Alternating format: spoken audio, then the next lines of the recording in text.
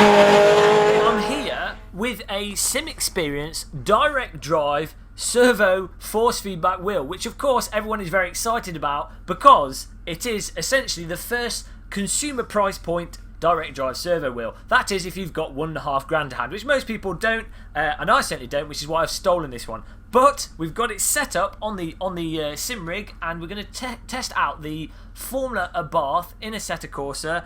Everything's set up to literally maximum. The strength is on 100%. We've tweaked the settings in the AccuForce profiler. For those of you that don't know, there's a just infinite number of settings. You can change the force feedback feel. You can have your car feel like a spaceship, a boat, or wheelbarrow, or anything you want. Everything's open in settings, but we set it up basically so it should be pretty damn decent. But here we go, first impressions with the AccuForce Direct Drive wheel in Assetto Corsa with the Formula Abarth, which isn't a bath, it's actually a car. Now, here we go. The thing that's really nice with the AccuForce wheel is that it has absolutely insane power and strength. I believe the maximum output is around about 13 Newton meters of torque with their wheel. This is a sort of a Momo wheel rim, so it's smaller than their wheel, so I assume it's giving out more torque at the point of the hands. And even though it's giving out ridiculous torque, you see my hands vibrating, and the neighbours can probably feel their floor shaking. I might get arrested for making noise. Even though it's got the strength there, it also has just the subtlety. Now I can feel all the really small loadings of the car. I can feel little track vibrations, the different curbing, the bumps, all of that, and all of them actually feel very individual, which really makes use of the laser scan tracks. You can just feel everything. So imagine taking a G25, which gives very nice direct force feedback but feels like a tin can, but then imagine multiplying that and increasing the detail by a couple of hundred of factors, and that'll give you a loose idea of what a AccuForce Simxperience wheel feels a bit like to use. Now what I'm going to try and do is 1 or 2 laps of vaguely clean driving.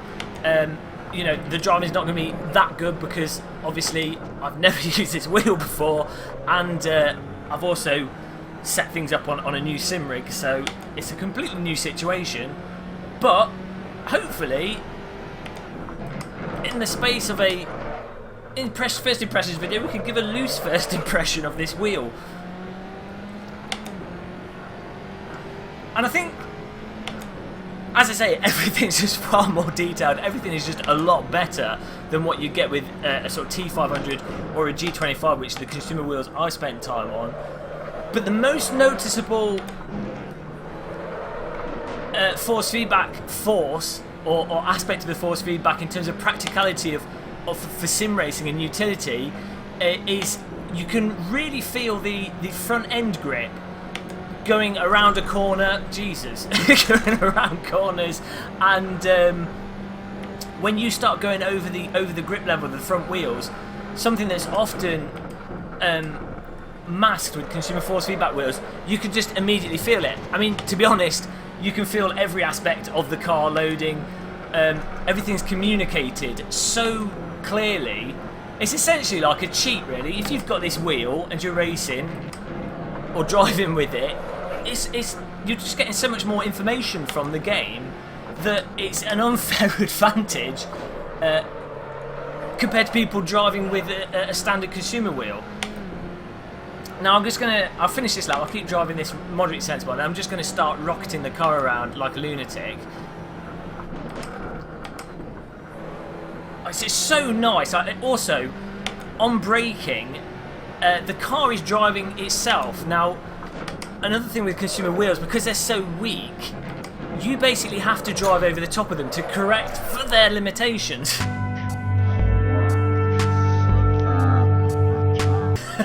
But with this, as you see, that was the wheel correcting the car there. I didn't have to, you know, think how much I'm gonna. Oh, I've totally lost that. I didn't have to think how much I was going to correct the car or anything. The car's doing its own thing, and I'm kind of just guiding it.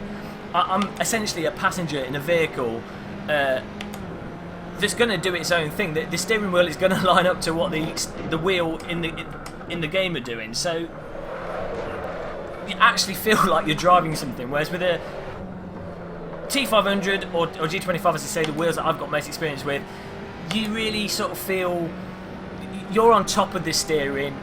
You're like driving over the simulator. It's not 100% one-to-one with the simulator at all times. Okay, now I finished this lap. I drove appallingly, but what I'm going to do now is I'm going to rag the car really bad. So you'll see. Oh, brake totally. This is throwing my mind for you've got to relearn driving when you do this. But what you're going to see is how the wheel. Right, I'm not going to counter steer this myself. All I'm going to do is catch the wheel. Basically, I'm not going to push counter force. I'm going to let the steering wheel is going to counter steer for me, and you'll see that the car is correcting itself as you'd expect of a real vehicle. And this is probably why sim racing is actually really hard for people that have driven real cars.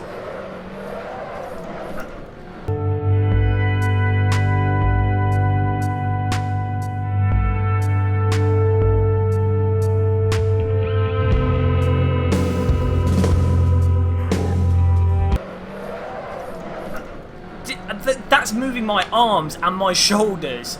It's that strong. And instantly with the game. So it's doing stuff that on consumer wheels. Okay, that was too much. There go my thumbs. But on consumer wheels, you would have to be doing that manually. Jesus Christ, that's so much force going through there. You would be doing that manually on consumer wheels. Whereas with this, it's all done for you. As I say, it's basically cheating. Now, if you were to drive for say 2 or 3 hours with this AccuForce wheel, you'd probably end up looking like the Incredible Hulk. So, if you want a bit of a workout, it's really good. But fortunately, you can also change all the force feedback settings. And if you were doing more casual sim racing, or you weren't doing it to train to drive real cars, you can change all the settings, as I say, in the software. So you can set it up so you get all the benefit of the resolution and detail of what you want to feel through the steering, and even have the car self-correct with immediate response at its sort of, God knows what RPM it can achieve, but it's fast. But without the actual force required from your hands to do the turning. So you could, again, still have complete cheat mode and have something that drives like a real car without having to go to the gym and do push-ups. Now, as I say, this is on max strength, and it's not too hard, I don't think. I think I could probably continue driving this for about 15 or 20 laps until my arms started to fall off. But saying that, I don't work out or anything, but I do probably about 15 or 20 push-ups a day. So I think if you were particularly weak in the arms, then you would struggle at the harder settings. But I am noticing, and actually this is a really interesting point, with the way I'm having to approach the driving again, I'm having to drive a lot more from my upper arm muscles and my, I don't even know what these are called because I failed biology, but I'm having to drive with my actual arms rather than my wrists. And again, that's how, I mean, I've not driven a proper sports car, I've driven go-karts, and the thing with the go-kart is you are having to drive with your upper body more than your wrist. If you drive with your wrist, you're going to do 2 laps and you're going to need to visit the hospital, or your arms are just going to go rigid and lock solid. But this is sort of encouraging you to drive and use skills as you would in a real car, where you're turning with your arm properly and using different muscles or groups of muscles rather than just one set of muscles, because you have to. It's just forcing you to do things properly. So really, it's just absolutely bloody incredible, to be honest. You can't do that. You can't even do that. You couldn't do that in a real car. Bad driving is bad driving. But really, don't ever. I'm just worrying about the amount of noises this is making. It's like 11 o'clock at night, and this is causing the whole building to shake. Really, you don't want to be trying one of these, because the moment you try this, oh god, the moment you try this, anything else is just going to seem, anything else is just, I need to concentrate to actually drive with this. The moment you try this, anything else you use is just going to seem stupid. This actually feels genuinely you know, like I'm driving a vehicle. I'm sure by the time I'm not tried this with a DK2 yet, but when I do, this is going to absolutely blow my mind to another level.